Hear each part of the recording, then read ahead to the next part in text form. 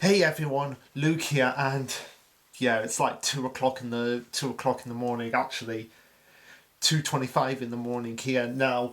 I know this review has been extremely delayed, but it's just been one of those weeks where everything has just completely clamped in on it all at once, and I've got like 6 days in a row at work, starting from in the next few hours. So I'm getting the review out right now because if I don't, then I'll be pushing it back further and further. Now, in terms of the chapter before the Christmas break, in terms of chapter 179. Don't know if that will come, but we'll just have to wait and see. Hopefully, fingers crossed, they'll be able to get out before Christmas. But for now, let's just jump right into this review.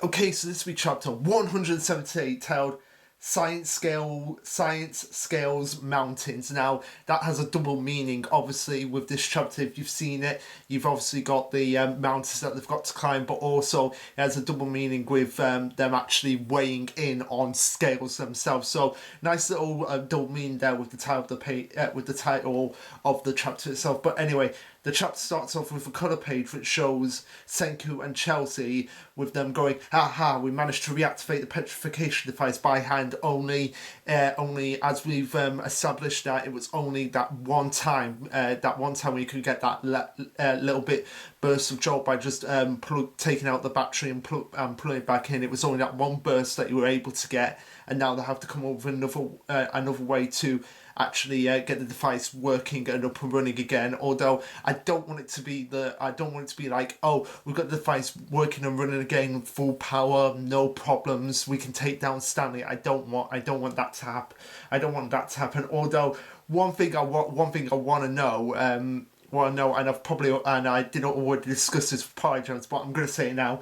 Where did Senku again get his red jacket from? I want to know that. Did someone just like sew it really quickly, or did Usua do it off screen? I want to know that, but it's not a big deal. I just find that incredibly hilarious how he just popped that jacket out from nowhere. But anyway, moving on, we get the color page, the color tile page, which shows many of the characters are going to be prominent in season 2. So you've got obviously Senku, Kohaku, strangely no Chrome there. For some reason, Chrome's not in this. But anyway, we have Tsukasa there as well with Senku as they're all doing the peace sign to make two. Although Tsukasa and Koku, stop swearing at me. So you've obviously got Nikki, Yukio, and Yo being like very prominent, which they were very prominent in the promotional material for this. Now, one thing I want to say about season 2 is that a lot of people are getting the idea that it's only going to be like one count, which is basically going to be like 13 episodes. And even though people have been posting out on Twitter, they've also been deleting the tweets as well. So that makes me wonder, is it actually going to be like one count, or are we actually going to get 24 episodes? But again, that's something we'll just have to wait and see on. So anyway, continuing on from the ending of the last chapter, we have Yuzuriya obviously reviving Joel after he petrified himself at the end of the last chapter. And this is where we get something that I was like thinking of in the last chapter, and it's his little number 12 headband on his head. So that obviously proves that that's not his petrification mark, because obviously if it was, that would have been erased. So that's obviously something that is kind of an aesthetic to his hair as well. He probably styled that with like eyes and level gel or something like that. Well, whatever, that's something that I'm glad was confirmed right off the bat there, that no, that's not his petrification mark, and we may never know what his mark actually was. But anyway, Miami goes on to say, so by tinkering with the mechanisms, you squeeze one last dying gasp out of it, which is obviously something I mentioned before. And of course, Joel being Joel is kind of a little bit nervous around the room, but he's obviously a little bit condescending to the men. As Brody goes, it's not lighting up anymore. That wasn't helpful, and he's like, just 1 minute. Now in this stone world, it is being a quitter suddenly employed. As a pro, I intend to tackle my assigned task until I can't work anymore. And I love how Joel and Senku have kind of like the same personality here, but they've kind of gone on different paths in the way of how they interact with people. As the others bring up that Joel is a dude who was all fidgety with women 2 seconds ago. It's suddenly he's suddenly acting like the hot guy, the hot stuff in front of the guys, and he's like, yeah, I'm gonna do this no matter how brutal a job it is. And that's the last we see of Corn City for the rest of this chapter. So like I said, it was nice that we actually got some level of defense from those guys, and they weren't actually pushed to the side in this arc. They actually they're actually probably going to play a much more major role in this arc than we were first initially suspecting, when it was kind of like, okay, they're in Corn City, we're not going to focus on them, we're going to focus on the guys in South America. But nope, I feel like we're actually going to cut back more to Corn City as we go further along in the arc. So coming back to the South America team, we see them traversing what is obviously the Andes, as it's about to come up, which we've seen or mentioning it, as they're like, I would scale the proverbial mountain so long as it stands in our way. We'll climb these mountains, like bam, and Ryusu was like, ha ha ha, this is our Mount Tenor. And Cena's like, what the fuck are you talking about, Mount Tenor? This is obviously the Andes range. Now, fun fact about the Andes is that, okay, this is getting a little bit personal here, but there was a CBBC for the people who are watching this from America. CBBC is basically the children's BBC, basically, where you have a lot of children's programming from the BBC.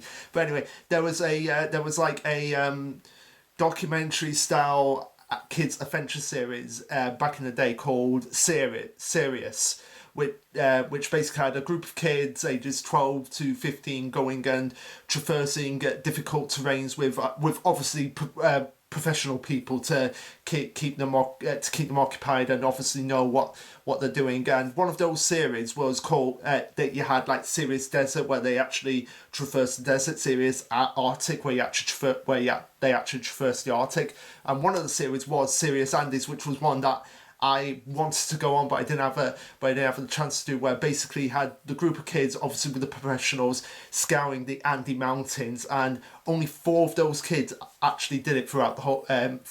From the 8 that were selected, only 4 were actually able to conquer it because the others got like mountain sickness, which I hope is something that will actually be addressed in this arc as well. Like traversing the Andes Mountains has been documented to be incredibly good, or just traversing any mountain, like you'll get mountain sickness. And I feel like characters like Chelsea or Luna or Suika will actually be characters that will probably be affected like that. And Gen as well, I feel like Gen will probably be a character who will probably be affected by mountain sickness as well. So that's something that we've got to keep in mind as well, especially since they're actually thinking like, yeah, we can scale the Andes Mountains, without actually thinking like, wait a minute, what if we get mountain sickness? Francois goes on to explain that Mr. Tanner is a Japanese idol that signifies an obstacle that must be overcome to turn the tide of a battle, which I love that little back and forth that Sinu and Francois have about it, because they're mentioning Mr. Tanner will be, him being American will probably have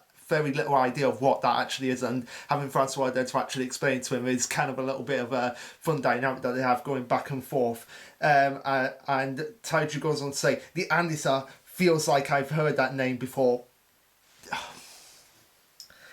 Sometimes I wonder if Taiju is just inherently stupid, because a lot of people, even if they're not into mountaineering, at least know what the Andes actually is. So Taiju, I don't know if he's just being stupid for the sake of being stupid there, but yeah, he really should know that, because the Andes is not like a mysterious, vague thing in the world. No, it's actually a famous mountain range. As they all continue to discuss how they're actually going to be able to get through the Andes and actually scale the mountains themselves, we have Senku saying, while the gang is constantly analysing the device's mechanism via remote, they're speeding off to ground zero, and their only hopes finding a way to combat Stanley is getting the activation of that other petrification weapon, which, well, I'm not against them actually using that as a threat to Stanley. I don't want them to use it to actually ultimately take down Stanley. That's something that I just don't want, because that's how they took down Ibarra. And the way they took down Xenu, well, they've not actually taken him down, they've kind of just taken him hostage, but at the same time they defeated him basically in Corn City.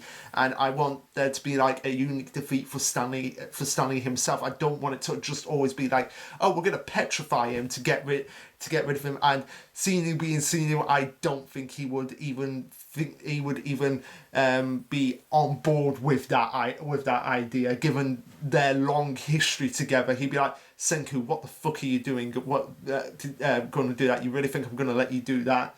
But anyway, continuing on. Francois says, for such a long journey, I insist that you keep yourself well fed. As Hyoga goes on to say, keep in mind that we're short on time, and that if Stanley gets the plane ready again, then we are basically screwed at this point.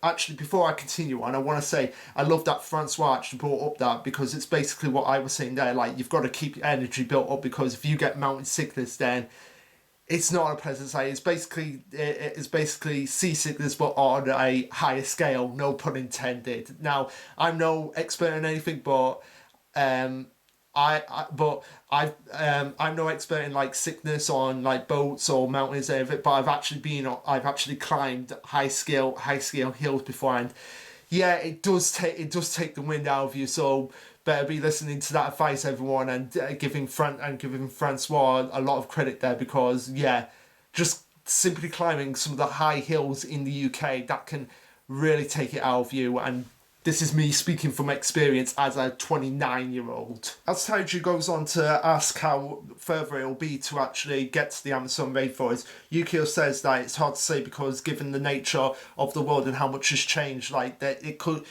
take weeks, it could take days, it could take weeks, it could take months. They just don't know at this point. And Chelsea obviously brings up the No, Chelsea doesn't bring up the obvious. She points out the fact that no problem, this really is our Mount Tenor. Right after we cross the Andes, we'll run into the dense rainforest and be home free. And everyone is just in shock like that. Like, how could she possibly know that? Ever since the area has become a desert, like they can't actually be knowing for sure how confident she can be on that. But of course, Chelsea being Chelsea and knowing nature and everything, she actually brings up a very logical solution here. She mentions, don't believe me, then take this: snow in Japan. Let me guess, a ton of more snow fell, more than in the old days. And everyone's like, yeah, that's right. That's why we had to wait for spring to have the actual final battle with Senku. And I love that they've brought that up, because yeah, there was a lot more snow than usual compared to what we're actually getting today. Now, I know snow falls quite a lot in Japan, but compared to what it was doing back in the Stone Wars saga, yeah, it's not as much as it was doing then. And Chrome brings as well. It's like, hang on, how are you seeing the other side of the world without really seeing it? But Chelsea actually brings up, humans turn to stone meant a dip in global temps. Okay, Pie Jams. I think I'm starting to see where you're actually coming from with Chelsea possibly being the villain of this arc. Now, we'll get into that when we get into a particular point with Gen. But if she is the villain of the arc, and this may be an actual clue that the authors are actually bringing in, because why else would she mention that? For the obvious reasons that since humanity was turned to stone, there was not a lot of pollution going into the air, so the earth cooled down. As she goes on to say here that the ice and Antarctic sea current started to flow north, and this is very interesting here, that what Ryusui says, like he thought the seawater around the equator seemed a bit chillier because obviously the equator is the middle of the line in the middle of the earth, and that is basically supposed to be one of the hottest places on the earth. So for that to be a bit chilly, that means like, yeah, the environment has shifted a ton, so like the earth has cooled down because of humanity being turned to stone. Chelsea goes on to explain that cold seawater makes warmth gather here, and the air gets all soaked up. Meanwhile, the whole shake-up pulls cold air down from here, which they're basically using where they are right now as an example. And Chrome's like, ooh, like that, like someone's like, ooh, fascinating. And Sinu simplifies it even more for someone like Taiju and possibly half the audience as well. Put it simply, when the waters near South America grow cold, Japan receives more snowfall on the other side of the globe, and of course that obviously shifts to the other areas that are going further away from Japan, obviously going towards Asia, China, and of course Europe as well. So it wouldn't be surprising if they actually did go to Europe and there was like snow falling in France, and in England, where we do get snow occasionally, and we're supposed to be getting snow from the beast from the east again, but I haven't seen snow in like 4 years at this point, and oh no. No, it was 2 years. Was it 2 years? No, it might be. No, it was definitely 3 years. So three years I've not had snow, and it wouldn't be surprising if there was like snow in October, November, December, and January if they actually do eventually go to England. And of course, this being Dr. Stone, they have to say it's like the whole planet is connected by science. Before Senku continues on and says, cold seawater also means less humidity and less rain, which would be quite interesting to see more areas of the world that have actually been turned into desert because there's not been a lot of rain,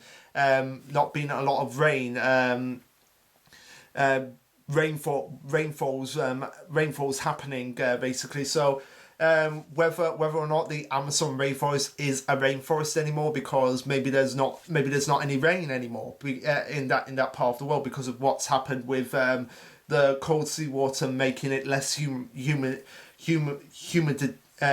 it less humanous, and therefore making it less rain. So we can't really say if it's the Amazon rainforest anymore. It'd probably be the Amazon desert forest for all we know. Continuing on, Chelsea says, still, this mountain range cuts off the other side from any efforts of the ocean temps. Get it? Getting over these mountains will drop us into a whole nother world where the Amazon rainforest spreads as far as the eye can see. So, really looking forward to this. Like, I'm getting the feeling that because of the amount of screen time that Chelsea's been getting these last few chapters, really makes me think that her and Suika are going to be connected together, and we'll get to that point. In a moment. But before that, we have Chelsea going, and for this freaking mountain cross route, we're going to play musical chairs. As Luna's like, come again, what? Which is something I was not expecting, but even more so, I was not expecting Chelsea to be this blunt with Luna by asking her how much she weighs, and Luna's reaction pretty much says it all. It's like, what? And Gen's reaction is just like, yeah, Chelsea the blunt strikes again, and Kawaku's like, how is that blunt? What's wrong with asking someone's weight? And yeah, Kawaku, you've not been around women of the modern age very much to know that they don't really like to be asked that question. So Luna says, 40 pounds, 90 pounds, 40 kilograms, I think. But of course, this is obviously for to balance the bikes to actually get over the mountains. And funny enough, this is actually something that happened in Yu-Gi-Oh! 5Ds. If you remember the final arc, which was not dubbed, when they were actually going to the Arc Cradle, and they had Aki's or whatever you want to call her. Her and Luna were on the same motorcycle, and you had the bridge that was like crumbling away, and they were high up. So if they got caught, they would be falling to their deaths basically. And Yusei was like, Luna, Ruka, however you want to call it, which is funny that they have two characters in two shonen series that are called Luna. Well, Luna was obviously called Ruka in the in the Japanese version, but she was essentially Luna, and both situations involve motorcycles and weights. That I can't believe I've made that connection. But anyway, so Yusei was like, Luna, jump over to me. If you come over to me, then Aki's might actually be able to get might actually be able to go faster if your weight is lifted from it. And this is basically the same here. Like, they're gonna figure out, like, okay, who's the most balanced to be in these teams to actually go over the mountains, which is what Senku is saying. We've got to balance the bikes by weight. As Yuka's like, sure, we didn't put that much thought into the teams when we left in a hurry, but now they actually have to figure out the teams now. And of course, Luna being Luna is like, oh well, if that's the case, if this is all for the teams, maybe I should go and be with my darling Senku. And Chelsea immediately thinks like, I get it. You and Senku are the ones that are getting lovey dovey together. Before Luna's like, I mean, it's got nothing to get bent out of shape about, but yes, we're dating, just your average relationship between the cool and capable adults. And this is a part that actually confuses me now. You have Max and Carlos going, say what, when they already know this.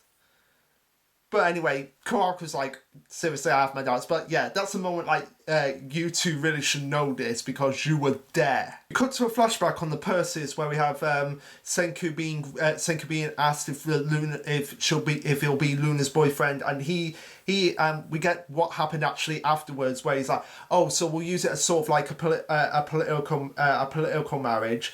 And he's like, I don't know about your side's power struggle, but I'm thankful if we get two or more people on our side. Well done, Luna. So I love the fact that Senku was like willing to go through what he did and actually be in a relationship with Luna just for the benefit of actually getting out of this situation, and also having enough manpower to actually boost his forces against Stanley and Senior at the time. So I love that, and I also love the fact that he brings up Carlos and Max as being potential people that will be following Luna. So it's like wherever Luna goes, they'll go too. So it's like, if it means getting more people on my side, yeah, sure, we'll be in a relationship politically, and of course Chelsea doesn't take this like, this is not to Chelsea. This is not really a real relationship. She's like, doesn't sound like you're an item to me. And Luna's reaction is just like, it doesn't.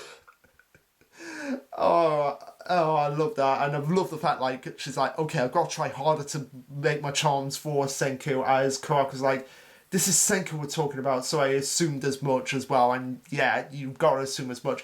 But interesting thing here as well is that this is something that Party Jams brought up, where you have Gen going, I see you, dear Chelsea. Just put everyone at ease with talk of love. To me, it's a bit easier to discuss how much we all weigh. And Chelsea's like, no, I was just praying because I felt like it. Okay,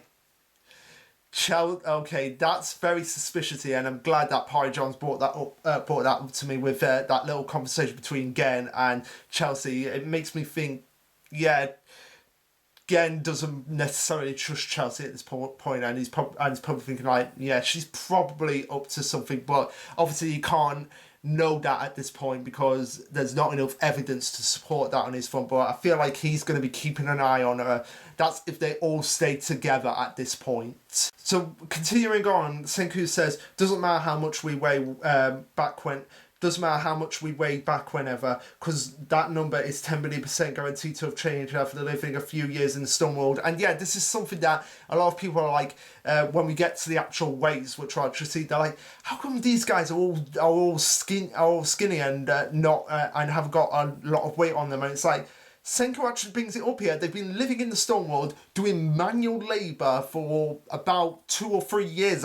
2 or 3 years at this point. So obviously they're gonna have lost a lot of weight at that point. So I don't know why people are getting really pissy here. And also, do you want the characters to be bulging, fat men? No, you wanna see them being heroic and skinny, and you wanting to feel like, okay, these are average people that you can have the same height and weight if you just put enough manual labour into things. But anyway, continuing on, just the cutest thing here.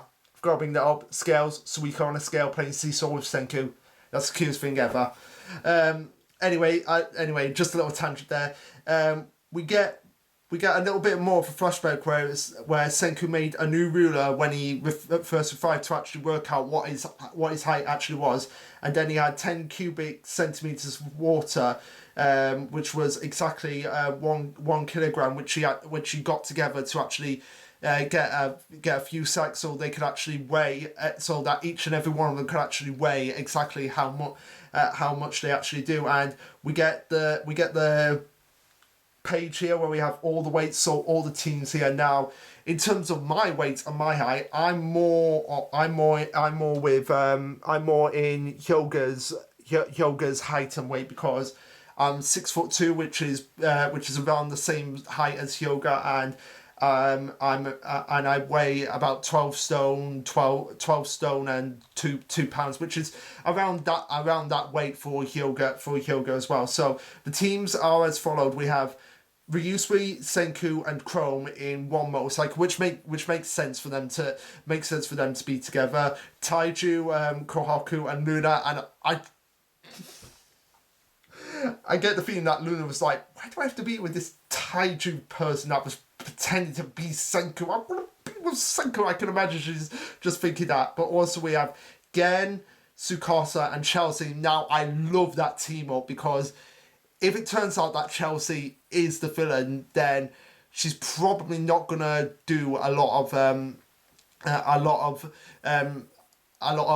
backstabbing training thing, because Tsukasa could just be like, you make one false move, Chelsea, and I'll cut your head off. And he would probably do something like that. But continuing on, the second one that I'm most interested in is the next one, which is Carlos, Sinu, and Max. Because at any point now, since they're all together, they could just turn around and go back to Stanley. They could easily go and do that, but as we'll find out soon enough, they're not going to do that. We also have Yukio, Hyoga, and Kazuki on the same motorcycle, and everyone's favourite team here, Francois and Suika, which makes sense because they've already been established to have an obvious connection, and I love the mother-daughter connection that they have with each other, because one of the first people that Francois interacted with after reviving was Suika, with the whole pigs and finding the oil and everything. And Suika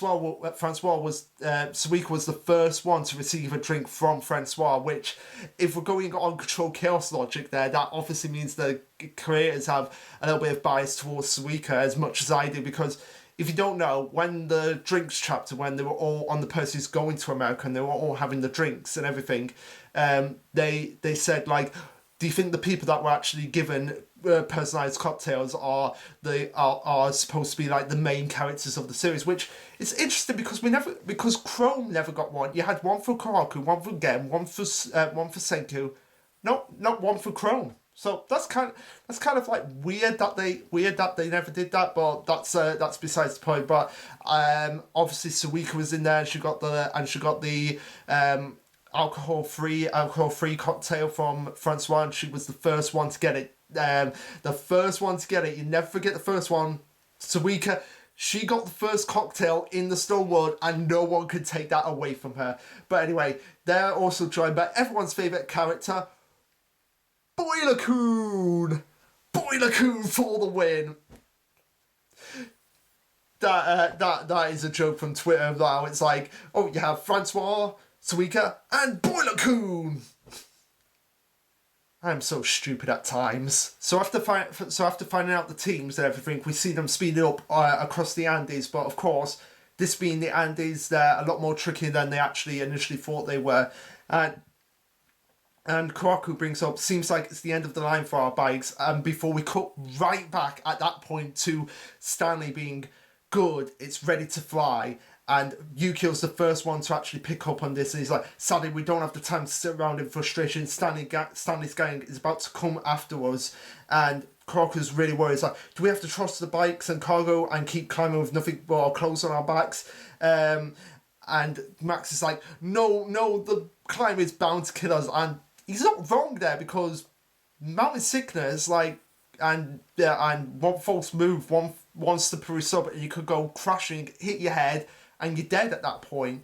But Senku being Senku is like, no, we're not leaving anything behind. We'll compete against that plane with a transport route born from science. A ropeway, as we see Senku and Kosuke in an imaginary cable car, and Gen's like, we're making that now, and Chelsea's like, lol. Like I said, all sorts of vehicles across South America, and that's where the chapter ends, with obviously Kosuke getting pumped up about this, which makes me think that the motorcycles are going to actually be converted into the cable cars, at some point, and they're going to be doing that in rapid succession, because if Stanley catches up to them and they're not made the cable cars, then they're dead meat. So very good chapter. Pretty short in the grand scheme of things, but we got a lot of information.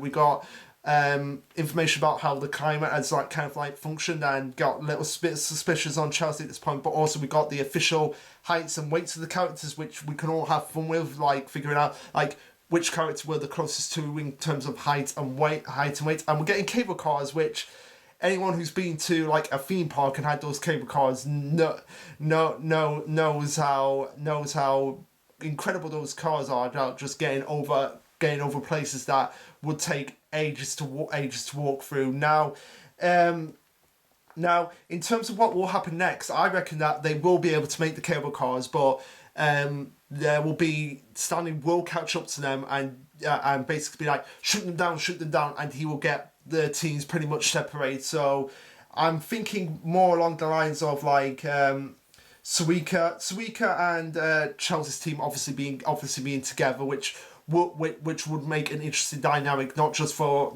Chelsea's character, but also for Suika's character as well, because she's not really had any interaction with Tsukasa or Chelsea on a personal level. I mean, she's had some interactions with Gen, but not so much Tsukasa and Chelsea. And then I feel like everyone else will be in the same. Everyone else will be in the same place. I don't want the teams to be split up. Overall, I feel like splitting them off just two teams. One team is separated from another team, and they all have to get back together. But that was the chapter, guys. What did you think of it? Let me know. Like, subscribe, comment, all that jazz. And this will be Lashaluk signing off. Later, guys.